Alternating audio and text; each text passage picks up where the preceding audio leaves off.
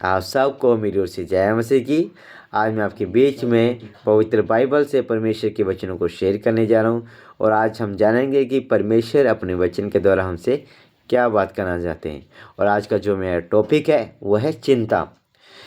और आज हम पढ़ेंगे लूका की किताब उसकी 10 अध्याय उसकी 38 से लेके 42 आयत तक। आइए हम वचन को स्टार्ट करें। यहाँ पे एक स्टोरी है मार्था और मरियम की।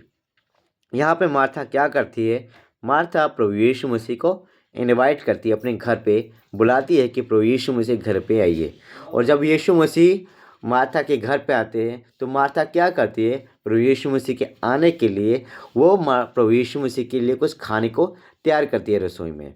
और जब प्रभु यीशु मसीह अपने चेलों के साथ मार्था के घर में आते हैं तो वो वहाँ पे बैठ के वचन का प्रचार करते हैं। जब भी यीशु मसीह कहीं पे जाते थे वो अपने चेलों के साथ बैठ के वहाँ पे वचन का प्रचार करते थे।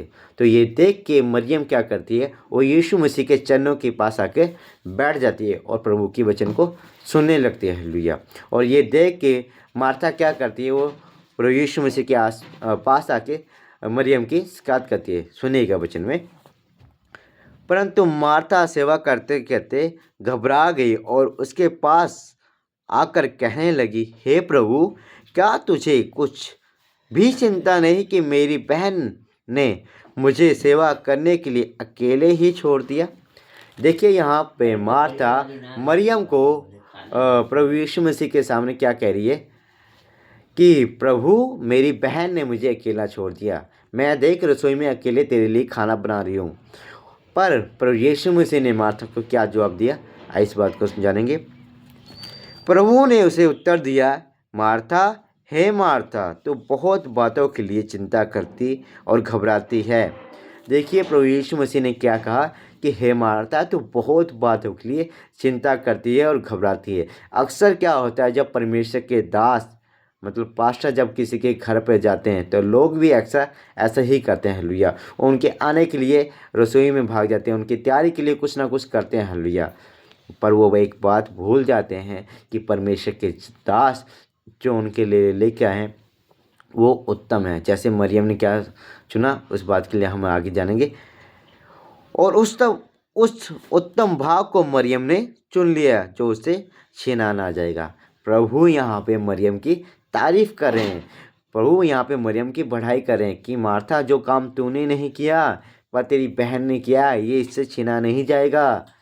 आज हमें भी जब परमेश्वर के दास हमारे घर पे आए तो हमें भी सब काम काज को छोड़कर उस उत्तम भाग को जो परमेश्वर के दास हमारे लिए लेके आते हैं, मतलब परमेश्वर के वचन को, हमें उसको सुनने के लिए वहाँ पे अवेलेबल हो रहना चाहिए, हमें वहाँ पे उपस्थित रहना चाहिए। हम यहाँ पे भाग दौड़ करने में ना लगे रहें।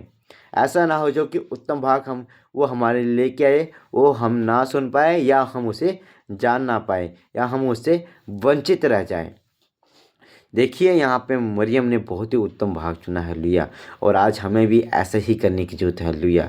देखिए वचन में लिखा कि परमेश्वर के दास 2 गुना आदर के योग्य हैं। ये बात आवश्यक है और हमें ऐसा करना भी चाहिए। हालेलुया।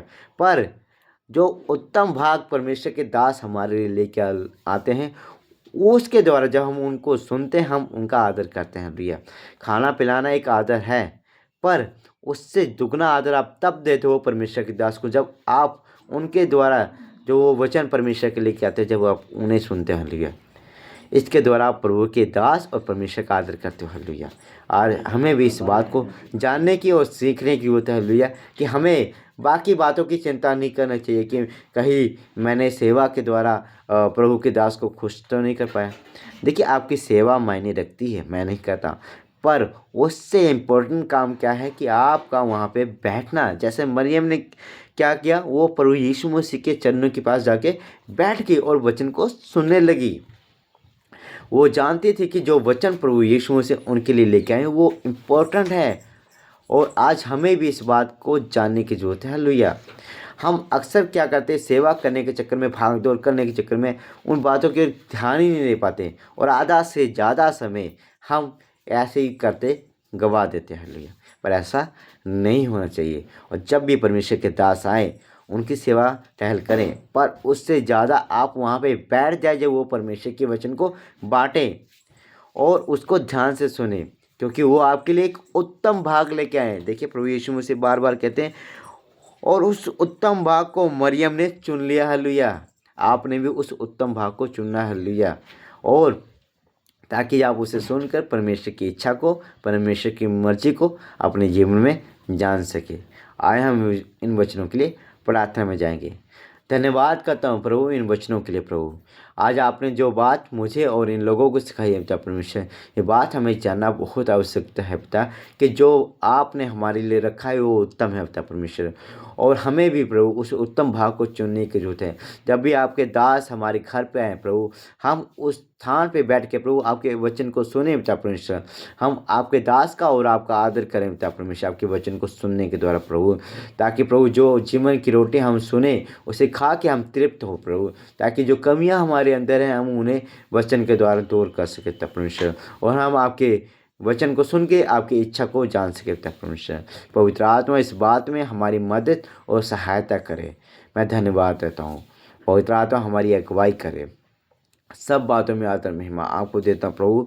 इस बातों को आपके पवित्र और जीवित जलाली नाम से मांगता हूँ। सुनिए और ग्रहण कीजिए। यीशु मसीह के नाम से प्रार्थना को मांगता हूँ। आमीन। हालेलुया।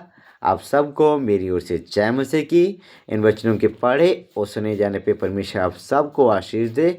हम कल फिर मिलेंगे परमेश्वर के एक नए वचन के साथ।